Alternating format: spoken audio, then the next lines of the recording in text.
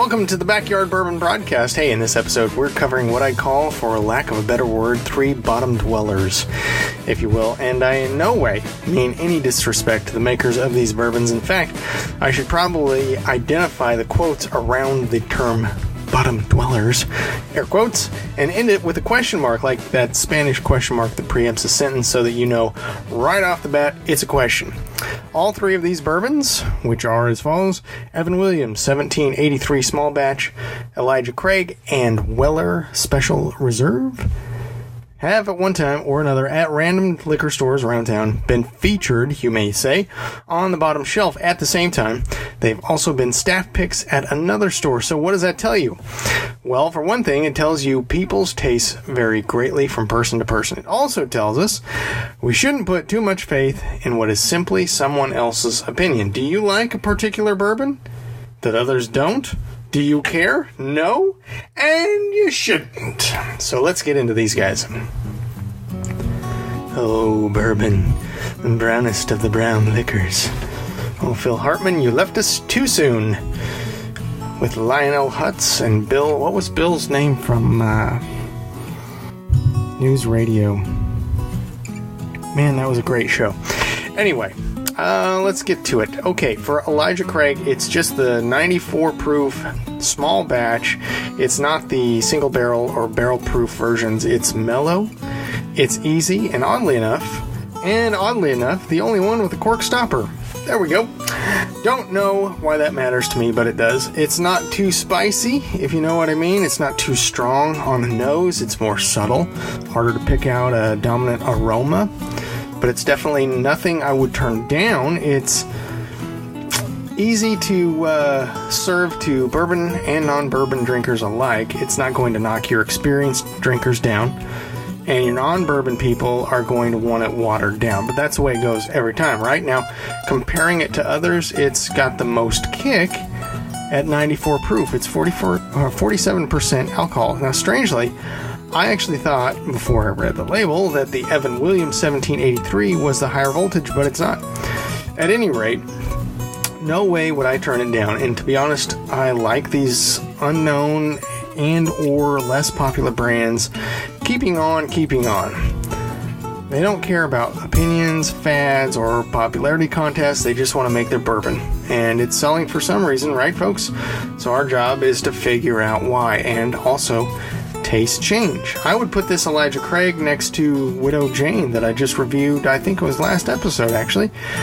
They have a very similar taste, but you all know I'm fans of the Wild Turkey 101.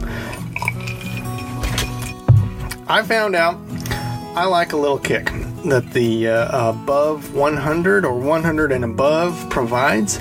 But is it fair to judge a bourbon you previously would have loved on a new taste you've discovered? I don't think so. So we're just trying to give these guys the benefit of the doubt. So that's the Elijah Craig. For the Evan Williams 1783, my first experience with this bourbon was very pleasant. And since tasting it, I've read other reviews of folks that were completely unimpressed. Now, I don't know if this has happened to you before, but that can kind of change your mind. You'll be happy with something and you read a review and you're like, oh wait, I don't want to be the odd person and like this when everybody else is not liking it, or vice versa. I don't like it, but everybody else does like it, so I think I should like it. And I think there are a lot of bourbons out there that is the case. But anyway, that's a whole different thing. Since tasting it, I read other reviews. People were unimpressed. They even stated they liked the Evan Williams Black Label, the regular run-of-the-mill Evan Williams, much more than this. Now, I've only had one experience years ago. I think it was two years ago, yeah, with Evan Williams Black, and I wasn't really impressed, but my tastes have improved and matured. I also had it on the rocks, and I was in a different town. I was in a different state, actually, and it was a backwater town, one red light, weird water, so that makes weird ice, and I had ice in my glass. That may have completely altered it. So I would love to try Evan Williams Black. Just I don't know if you're like this, but if a lot of people say it's cheap and that you're to avoid it, that's the first one I want to go to just to see what they're talking about. If they're right, okay, I can trust their opinion. If they're wrong and they're just trying to be snooty, I know I can't trust their opinion. Okay, where was I? In my opinion, the 1783, the Evan Williams 1783 small batch is very tasty, especially when compared directly to the Elijah Craig. On the nose, you get immediate corn and caramel notes.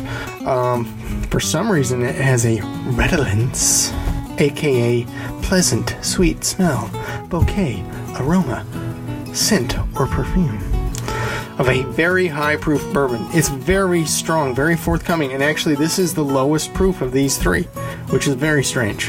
That strong, forthcoming scent and taste. It's also strong corn, strong caramel on the nose. It's bourbon, no question. When you smell it, when you taste it, boom, you know it's bourbon. And for that reason, I put it clearly ahead of Elijah Craig small batch. It's very strange. The Evan Williams is down in the 86 proof range, while Elijah Craig is at 94, and Williams comes off so much stronger. If you didn't have access to the labels, you'd probably guess Evan was packing the heat while Elijah Craig was right at 80 proof. So in that head-to-head, Evan Williams 1783 small batch comes out ahead, in my opinion. Where does that leave our boy Weller? Weller, I'm glad you asked. Now, just to identify, it's a green label, Weller Special Reserve. It's not the red label. It's the green. On the nose, it's also subtle, just like Elijah. In fact, comparing them glass to glass, I can't tell the difference betwixt the two. But in taste, Weller is unique. Weller is soft, particularly noticeable considering it's coming in at 90 proof. It's got a great finish, not too strong or overbearing. Very flavorful. Definitely beats out the Elijah Craig. Comparing it then to the Evan Williams 1783, what do we get? Well, I definitely got more corn taste out of the Evan Williams. The Weller is, as the label identifies, quote, the original wheated bourbon. It's a wheated bourbon, so it's not going to have as much corn all up in your grill, as it were. But in terms of overall taste, overall preference, for me, I think the Weller is the top pick here. I think all three of these were great bourbons, and possibly due to living in a college town where a brand name can register higher than the actual content, they're all cheap. Thankfully. Because their brand names aren't recognizable. So thank you, college students that don't know what you have. And by cheap, I mean Evan Williams, the 1783 small batch was $9. It's at least $5 more on the West Coast, which is not going to put anybody in the poorhouse, but that's cheap. For Elijah Craig, it was $24 for the 1 liter. For Weller, for the handle, for the 1.75, it would set you back $36 for the handle. I got the 1 liter for around $24 just because I'd never had it before, and I didn't want to blow money on something I might not like. But had I known I would have liked the Weller as much as I did, I would have ponied up the $36 for the handle. And then maybe another $36. Weller is a fave in this house now, for sure. And now, friends, it's a word from our pseudo-sponsor. Friends, overheating in the summer is no laughing matter. Thankfully, we've got air conditioning for our cars, our offices, and our homes, but what about you? Regardless of what you wear, you'll still be hot when you go outside, right? Listen, times have changed. The scientists working for Acme Underpants down there in Red Nut, Oklahoma have created something truly special. Introducing the first air conditioner for your undercarriage, Snowballs. That's right, friends. Now the refrigerator is not the only way to chill your plums. Snowballs works by combining liquid nitrogen with soft mesh boxers, dropping your boys to a cool and constant 55 degrees Fahrenheit.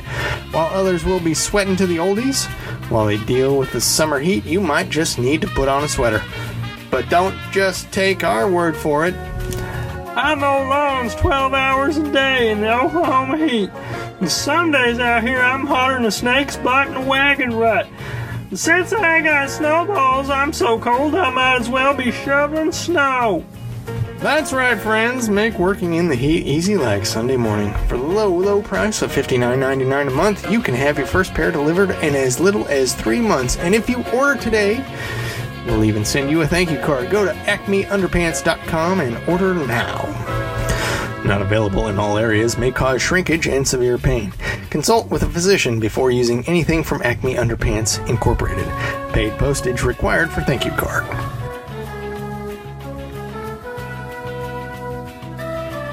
Well, that'll about do it for today's show. Hey, I hope you enjoyed this episode. A very special thanks goes out to all of our sponsors, past and present, including Four Roses Distillery, Widow Jane Distillery, Blade and Bow Distillery, and Splinter Group. As always, I'd also like to thank the Jingle Punks. You can find their free, F-R-E-E, free music on the YouTube audio library. Don't forget to follow us on Instagram and Twitter. I put a lot of beautiful pictures I take for each podcast on there, and I think you will enjoy them. Well, that's it. God bless, and remember, the bottom shelf isn't exactly devoid of quality. And whatever beverage you choose to enjoy it responsibly. Also, get your pet spayed or neutered, post no bills, all rights reserved, cash only, no refills, signing here is not an admission of guilt, pedestrians have the right of way, I'm out of order, you're out of order, this whole court's out of order, no shirt, no shoes, no service, red zone is for loading and unloading passengers only, do not pass go, do not collect no $200.